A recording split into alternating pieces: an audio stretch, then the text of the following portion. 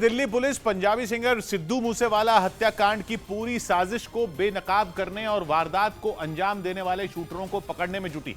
इसी बीच इस हत्याकांड से जुड़ी एक और चौंकाने वाली जानकारी सामने आई और वो ये कि हत्याकांड से कुछ रोज पहले शूटर प्रियव्रत उर्फ फौजी अपने एक साथी के साथ हरियाणा के फतेहाबाद जिले के एक गांव में ठहरा था और वहीं पर उसने सिद्धू मूसेवाला की हत्या कैसे करनी है इसकी प्लानिंग की थी।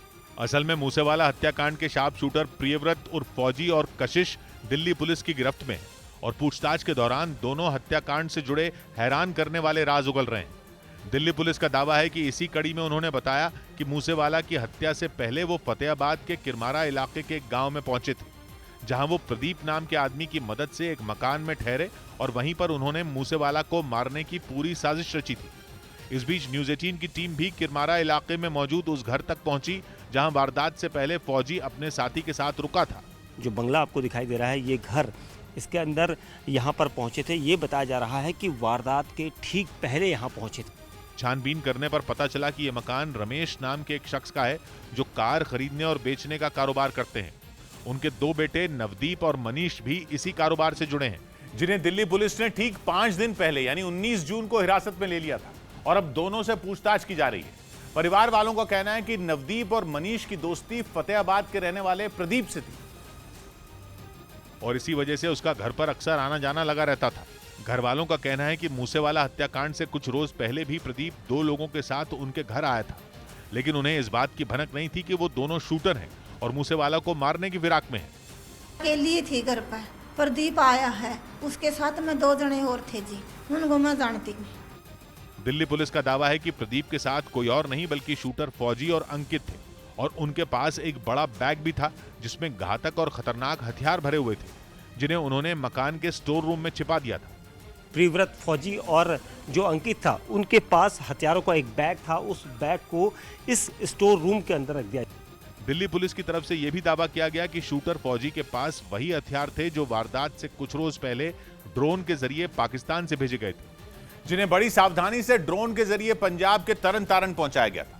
उसके बाद उन हथियारों को लॉरेंस बिश्नोई गैंग के जैक स्पैरो ने शूटर फौजी और दूसरे शूटरों तक पहुंचा दिया था और दिल्ली पुलिस का दावा है कि पाकिस्तान से आए उन हथियारों से ही 29 मई को सिद्धू मूसेवाला को पंजाब के मानसा में दिन दहाड़े बीच सड़क पर गोलियों से छलनी कर दिया गया था।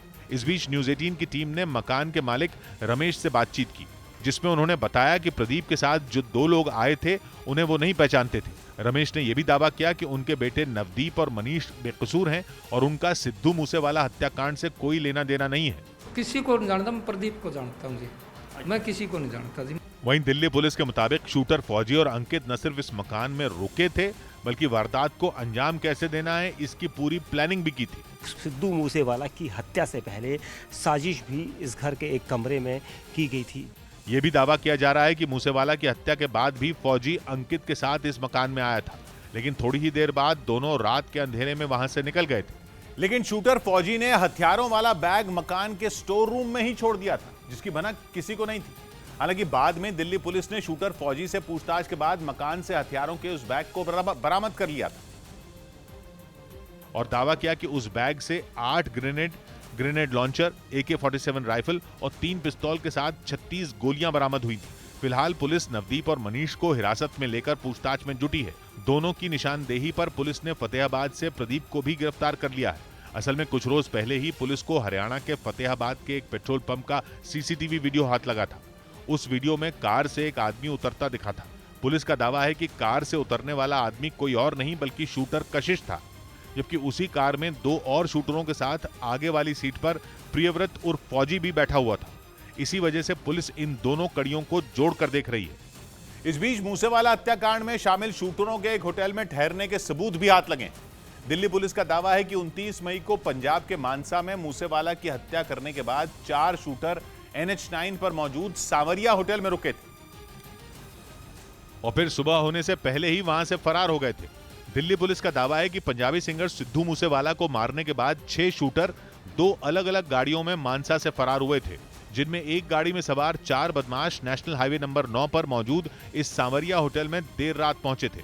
शूटर जो है अलग अलग रूट्स में भागे थे, जिसके बाद ये अंदाज़ा लगाया जा रहा है कि 2 शूटर इस जगह पर आकर सांवरिया जो होटल है यहाँ पर भी पहुंचे थे। असल में ये होटल हरियाणा से पंजाब के मानसा जाने के रूट पर पड़ता है और पुलिस का दावा है कि इसी वजह से मानसा से भागने के बाद शूटर यहाँ कुछ घंटों के लिए रुके थे। बाद में 20 जून को दिल्ली पुलिस की एक टीम ने इस होटल की छानबीन की, जिसमें यह पता चला कि सारे शूटर होटल के कमरा नंबर 207 में रुके थे और उन्होंने होटल के रजिस्टर में हरियाणा के झज्जर का पता लिखवाया था। इसके लिए उन्होंने सुमित नाम के एक शख्स के आधार कार्ड का इस्तेमाल किया था, जो दिल्ली पुलिस की जांच में फर्जी पाया गया।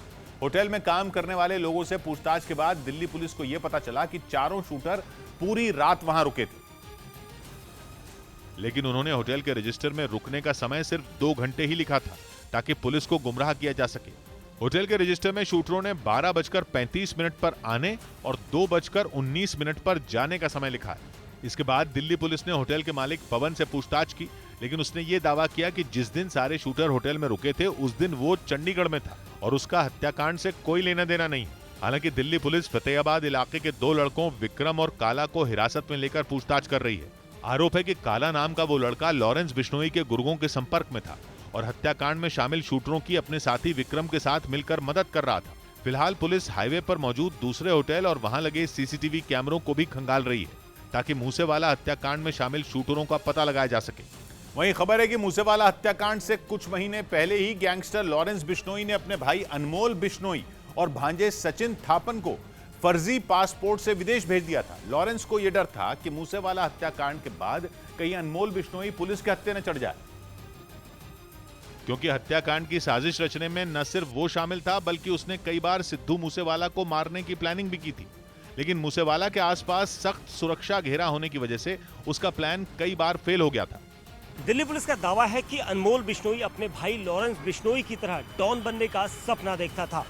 उसे ये लगने लगा था कि वो भी अपने दम पर अपराध की दुनिया का बड़ा नाम बन जाएगा। पुलिस सूत्रों के मुताबिक पिछले साल लॉरेंस बिश्नोई ने सिद्धू मूसेवाला को मारने की जिम्मेदारी अनमोल को दी थी, लेकिन पुलिस का दावा है कि मूसेवाला की सिक्योरिटी की वजह से अनमोल की प्लानिंग हर बार फेल होती चली गई, जिसकी वजह से लॉरेंस बिश्नोई को यह डर लगने लगा था कि मूसेवाला को मारने के चक्कर में कहीं उसका भाई अनमोल पुलिस के हत्थे न चढ़ जाए। और इसीलिए लॉरेंस बिश्नोई ने अनमोल और भांजे सचिन थापन को कनाडा में बैठे गैंगस्टर गोल्डी बराड़ के पास भेजने का बंदोबस्त किया, लेकिन दोनों का विदेश भागना इतना भी आसान नहीं था, क्योंकि अनमोल पर अलग अलग राज्यों में 18 से ज्यादा केस दर्ज हैं और वो कुछ महीने पहले ही यानी 7 अक्टूबर 2021 को राजस्थान के जोधपुर जेल से जमानत पर बाहर आया था, जबकि सचिन थापन पर 12 केस दर्ज हैं। पुलिस का दावा है कि अनमोल और सचिन को विदेश भेजने के लिए लॉरेंस ने जेल से ही फर्जी पासपोर्ट बनवाए और फिर मूसेवाला की हत्या से पहले ही दोनों को कनाडा भेज दिया।